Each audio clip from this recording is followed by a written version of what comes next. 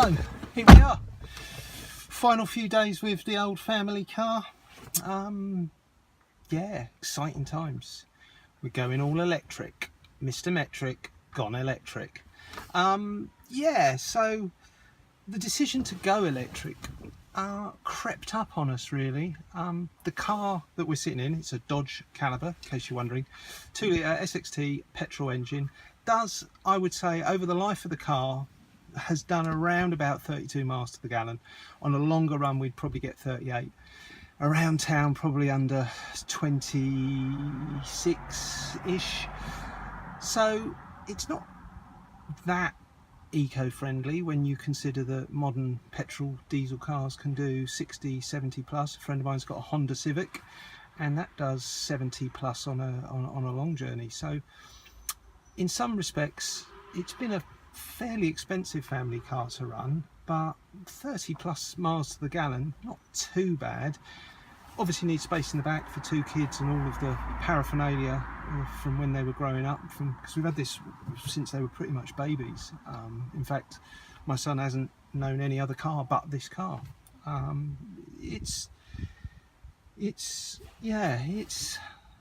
bit emotional, to be fair. 10 years with a car, 9 and a bit years with a car. Yeah, it's a bit emotional. You know, we've been to festivals, we've gone camping, we've seen friends and family. Yeah, it's been a good car. It's been a really good car. The interior is a bit plasticky, but that's a good thing when you've got kids because it's wipeable. It's like Tupperware in here. It's like driving around in a big Tupperware box. Nice leather seats that have taken all the knocks. There's a little bit of wear on one of the squabs, on one of the cushions, but it's more like a cracking than an actual problem.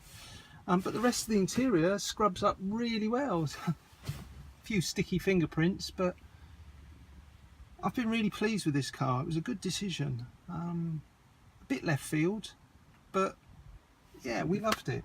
We've loved it. But it's showing its age. There are things that don't work. The tyre pressure gauges in the back have been taken out, replaced with cheaper valves.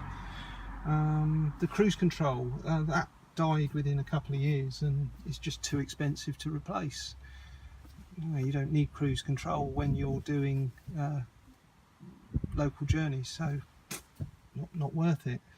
But other than that, you know, a couple of wishbones, an alternator. But we never changed the exhaust. It's had a couple of tyres over those terms, 150,000 miles on it now.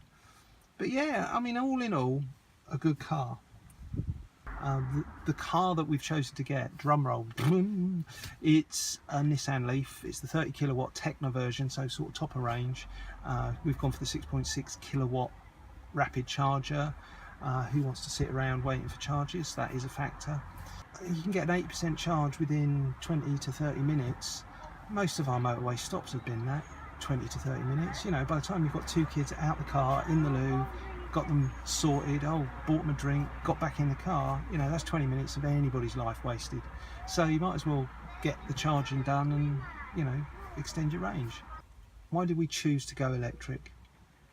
I think there's a couple of reasons really, a couple of real main reasons. The first one was cost. It can't be said.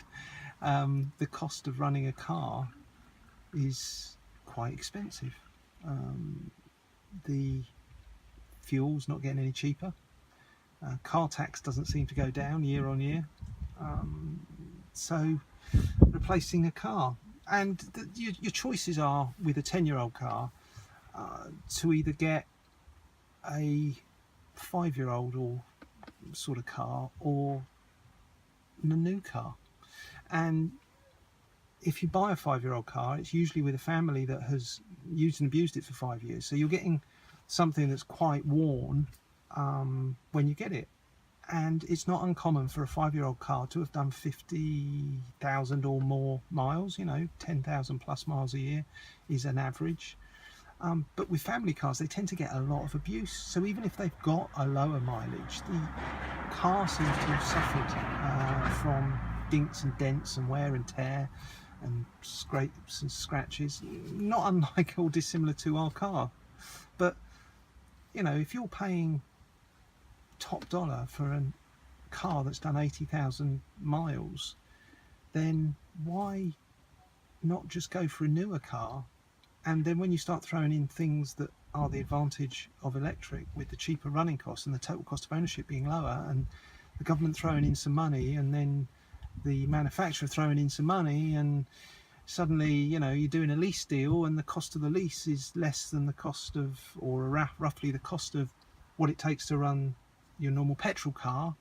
You think to yourself, why buy a second-hand old car and tie all my money up when I can lease a brand new car and run it for less than the cost of running our current car per month, or a very favourable comparison.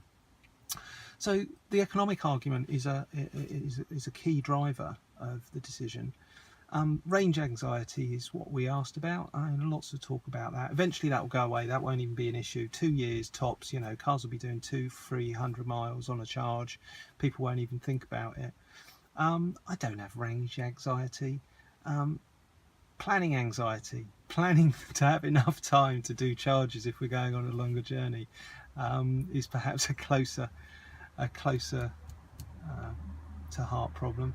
But I just don't think that there is an issue with range if you plan it correctly. I'm mildly, not worried is too strong a word. There is some apprehension about the battery life, but we've only got the car on a 3-year lease. Nissan insure the battery for 5 years or 60,000 miles. I don't intend to do 60,000 miles, and I don't intend to have the car beyond 3 years. So, you know, most of the reports on the forums, on the EV forums, are talking about, you know, most people having 80% plus range in the 5-year period, and that's on the older cars. So with the newer batteries and newer tech, it's only going to get better. Ideally would have loved a Tesla, but you know, and I'm going to get crucified for this, it's an old Jaguar design, it's got Mercedes bits in it. You know, is it that good?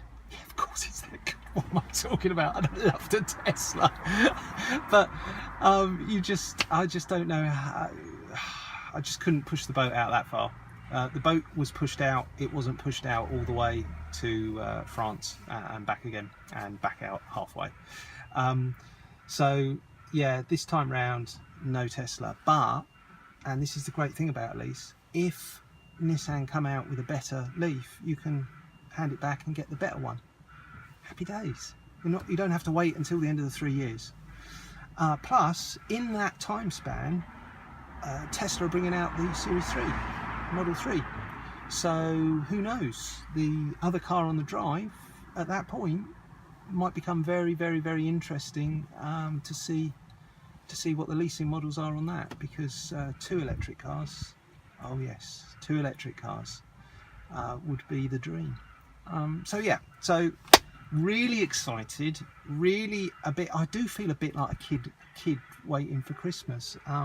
We've been told it's on Friday, which is just a few days away now.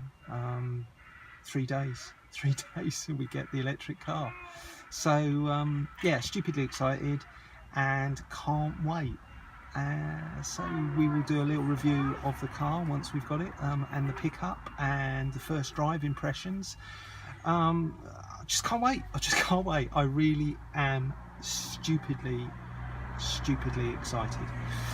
So thank you for watching. I'm going to be doing more of this. If you've liked what you've seen, I know it's early days yet and it's just a talking head video, etc, etc, but do come back, like, share, do all those things that people do on social media, and I can't wait to show you around the new Tecna, the new Nissan Leaf Tecna, with the sporty magnetic red and all of the whistles and bells that I could throw at it. So yeah, we'll see you soon.